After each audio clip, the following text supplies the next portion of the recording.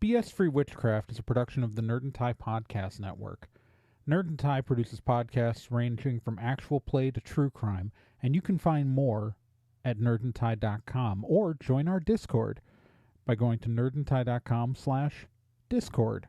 Welcome to BS-Free Witchcraft, your monthly guide to the modern witchcraft movement. Mine's a lot of the usual, well, bullshit. I'm your host, Trey Dorn, and it is March of 2023. And this month, we are talking about Ostara. Sort of. We're talking about the Wheel of the Year. Sort of. We're talking about a lot of things. Sort of. Because time and time again, I keep repeatedly getting questions about how people should celebrate these holidays and that they don't really feel connected to these holidays of the Wheel of the Year based on their own local climate and things like that. In fact, I just got an ask in my Tumblr inbox last week, which I should really respond to before Ostara happens, because this episode is coming out for Patreon patrons before Ostara, but for non-Patreon patrons, for everybody else, it's coming out like after Ostara 2023. So I should give this person an answer like normally. But what they asked, to kind of shorten down what they asked, is if they have anything to get into Ostara. That they have, I've moved to a tropical area in the last 5 years, and I'm a bit homesick for those real true season changes, rather than going from kind of warm to hot to kind of warm. LOL, the greenery doesn't change out here at all. And again, it's a sentiment I hear a lot. And in fact, I kind of 100% understand from a very different direction, because when we talk about Ostara, when we talk about these spring holidays, and this gets me even more with like Imbolc, but these are supposed to be celebrations of the spring, right?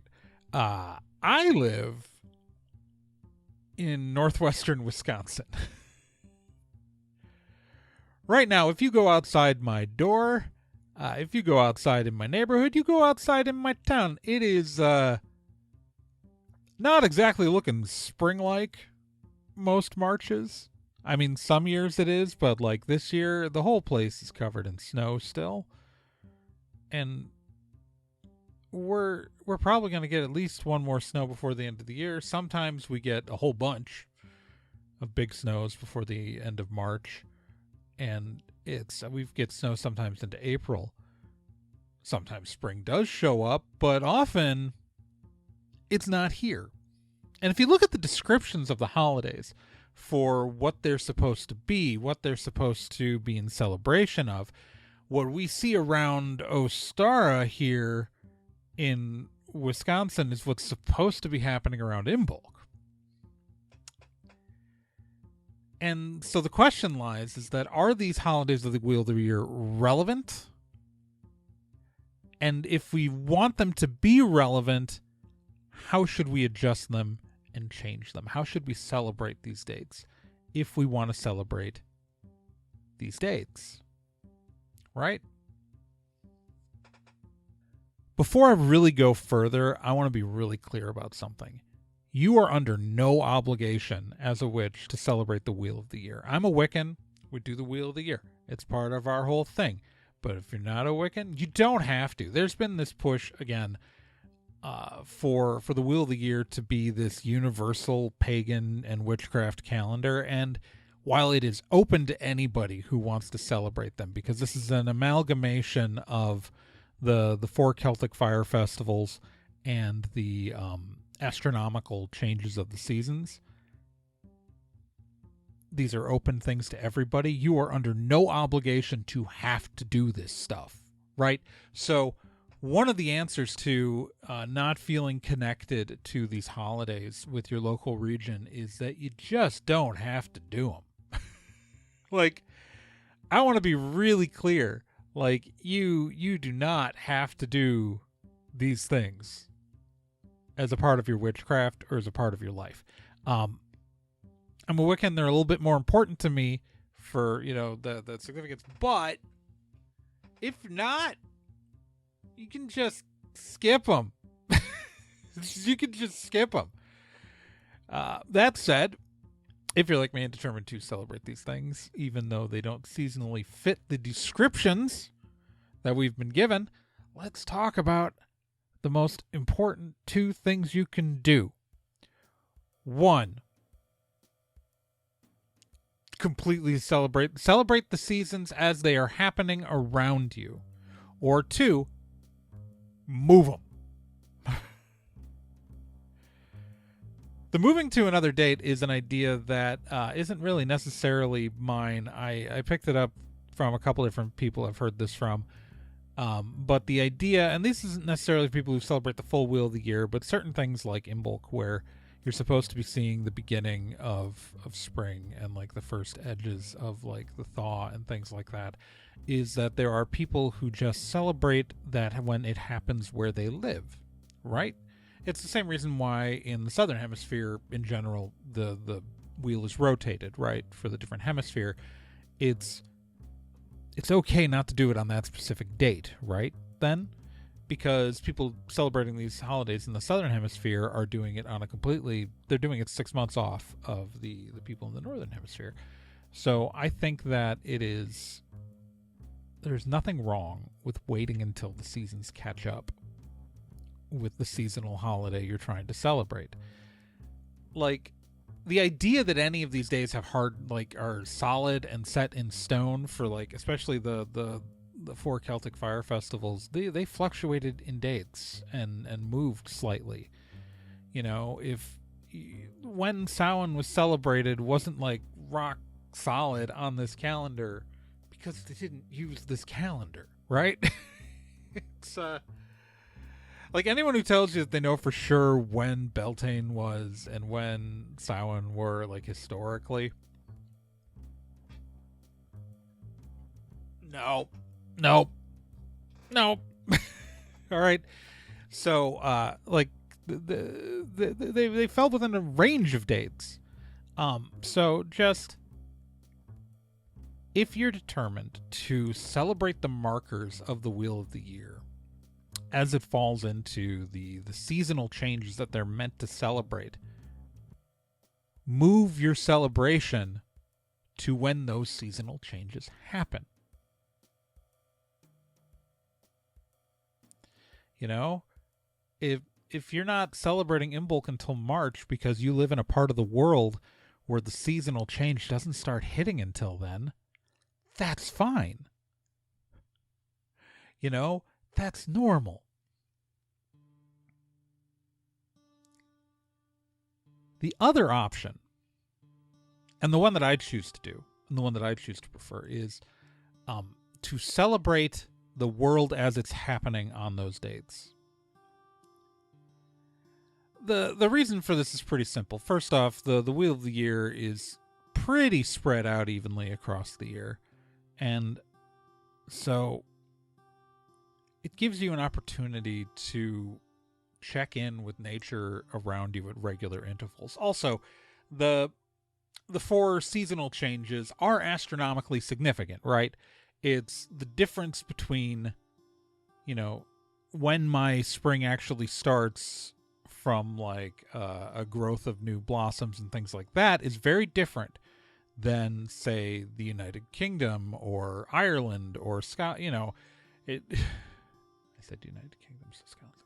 Like, very different from that area of Europe versus northwestern Wisconsin, right?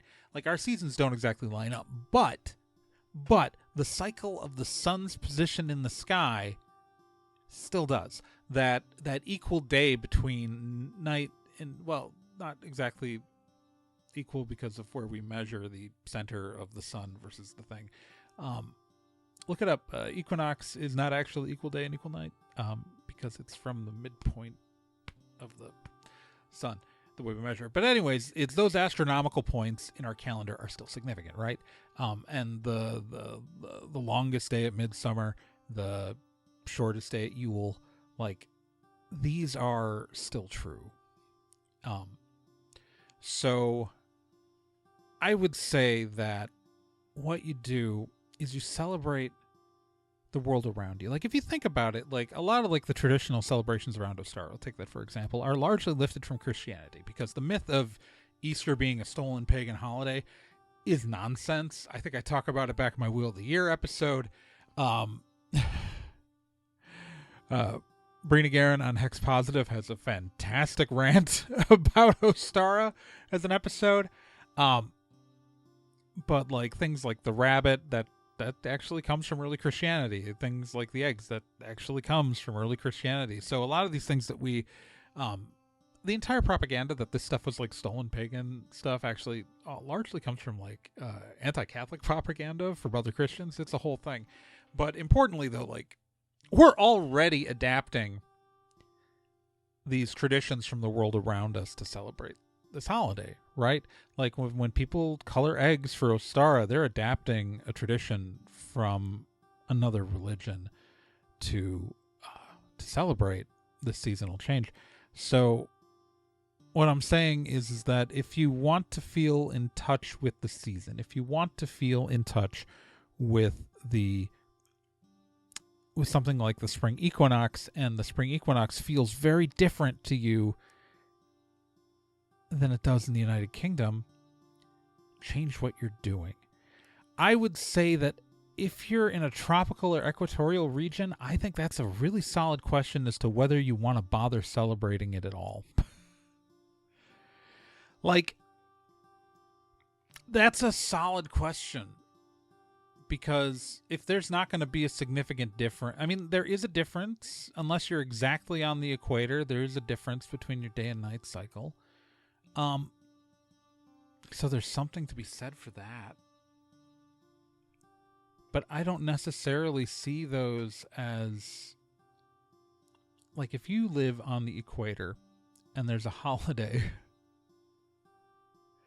like Ostara, I don't know that it really makes a significant difference, and whether or not that needs to be an important holiday for you.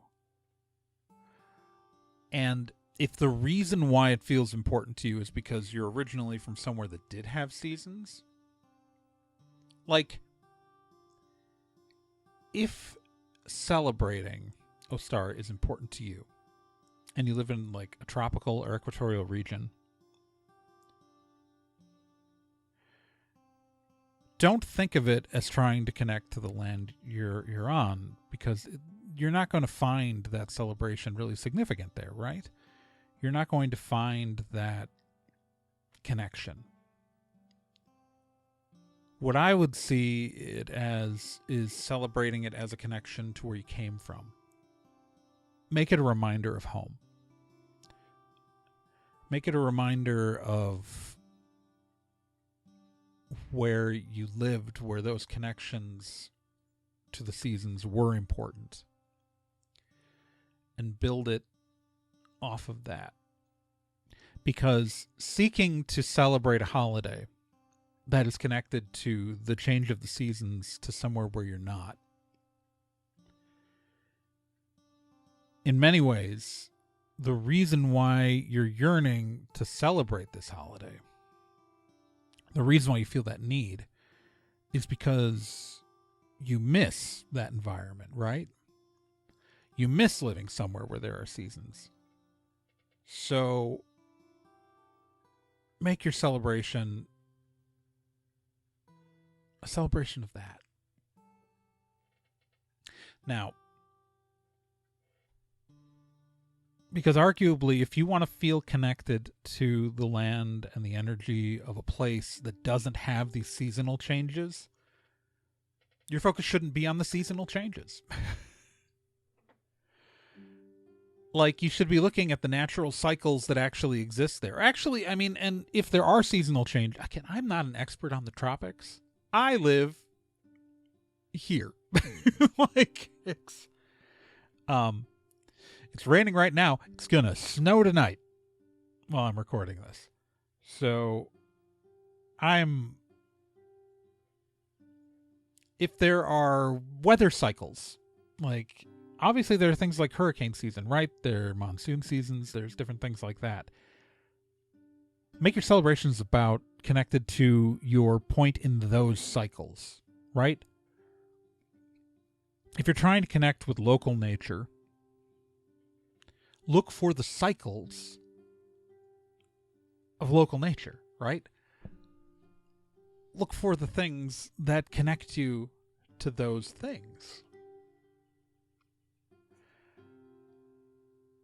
Because really, the whole point of the Wheel of the Year, if you choose to celebrate the Wheel of the Year, the whole point of the Wheel of the Year is to observe and connect with the changing world around you, with the natural cycles of the world around you, to feel like you're in contact with just the way the world functions and works. And if you try to force that, into these preconceived ideas put together by a bunch of old British guys, to connect it to even older traditions and holidays that were based around that specific region's cycles. If you're trying to prescribe it into those boxes, you're not really connecting with the actual world around you. You're connecting to the idea of their world.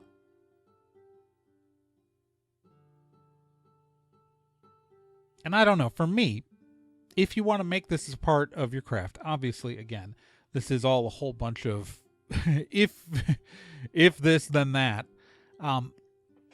If you really want to connect to that as a part of your craft, you should be trying to connect with what is actually there and not the idealized version.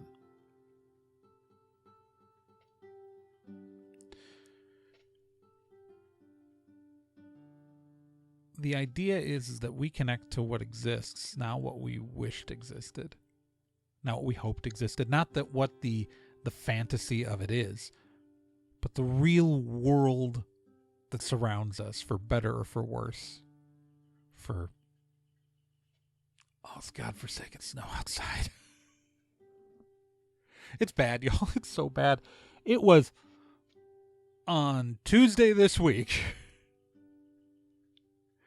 I went outside and it was 1 degree Fahrenheit. 1 degree Fahrenheit. I won't do the conversion there for you, but it was a bit chilly. And I was very thankful for the heated steering wheel on my truck. When I went to the grocery store, it's in the 40s today. It's going to be in the 20s overnight. And it's going to snow. And then it's going to be in, highs are local highs here in Eau Claire, Wisconsin, for those curious, in the Eau Claire, Wisconsin weather report from mid-March 2023. Tomorrow's going to have a high in the 20s with a low in the teens. Same with the day after that. And the day after that, we get slightly above freezing at 35 degrees Fahrenheit. And then we'll go back up into the 40s next week. And hopefully, by the time this episode goes public, I'll have spent a whole week in the 40s and will not be super annoyed. But who knows? Y'all, sometimes it's exhausting.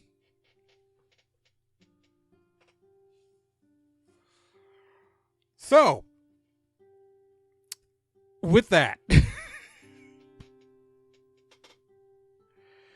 I guess to sum up, to conclude, to draw all this stuff together, you celebrate the seasons as they exist where you are, and either you move the date or you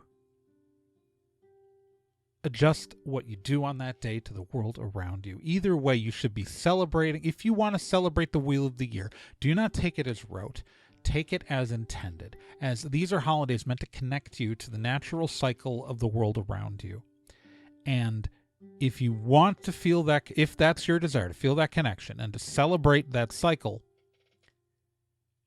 adapt what you're doing for the world that actually exists where you are, And if you don't want to and if you want to instead celebrate where you come from, and like if you're living somewhere different from where you grew up and want to celebrate home, understand that if you are doing things in the way that you would have celebrated back at home before you left, that what you're celebrating is your connection to that home and not where you currently are.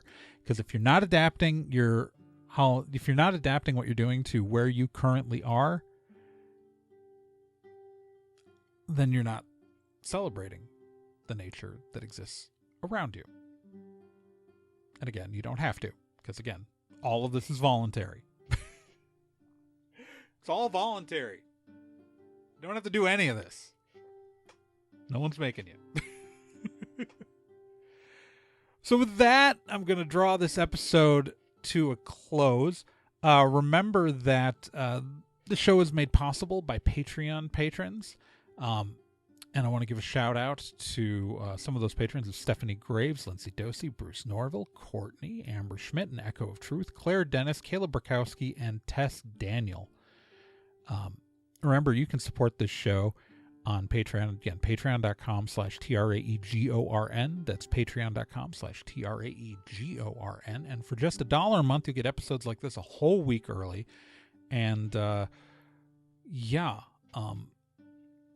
and if you can't support the show, that's okay. I understand. I still love you. Just share this show on social media. And if you want to follow the show on social media, I am on TikTok. I am at Tragorn. I'm taking a break from TikTok, but I'll be back later.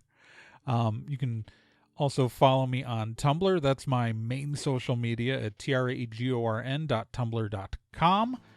And if you want to follow the show on Facebook, it is facebook.com/BSFreeWitchcraft. I still technically have a Twitter account. I am not using it ever these days, except for some automated stuff. I'm pretty much done with Twitter at this point, but the account still exists at TRAEGORN. And again, facebook.com/BSFreeWitchcraft, traegorn.tumblr.com. My TikTok username is TRAEGORN. Oh, yeah, and you can follow the show on YouTube. BS for Witchcraft YouTube channel. It's linked on the page on the show notes. Remember, you can always find everything about this show at bsfreewitchcraft.com. And we are a part of the Nerd and Tie Podcast Network. And again, Hex Positive's been updating again, and you should listen to Hex Positive. If you like witchcraft content, listen to Hex Positive. And you can find more information of that at nerdandtie.com/hex. And I always feel like I'm missing something, and I'm always forgetting things. But most importantly, I want to thank you guys for tuning in yet another month. Oh, and I should start mentioning this in episodes. Remember that every July I do a feedback and question episode. Episodes like this were prompted because people asked me stuff about this, right? And every July I do a full episode where I answer questions. So if you go to bsfreewitchcraft.com and click on the contact form and fill that out and you give me your question, there's a good chance that I will respond to it in the July episode. So start sending those in, because I like to try to get through as many of those as I can. Those episodes are usually not short. So yeah, it's going to be fun. I love you guys. And remember, Magicians, dirt in our fingernails, brick in our hand. Talk to you next month.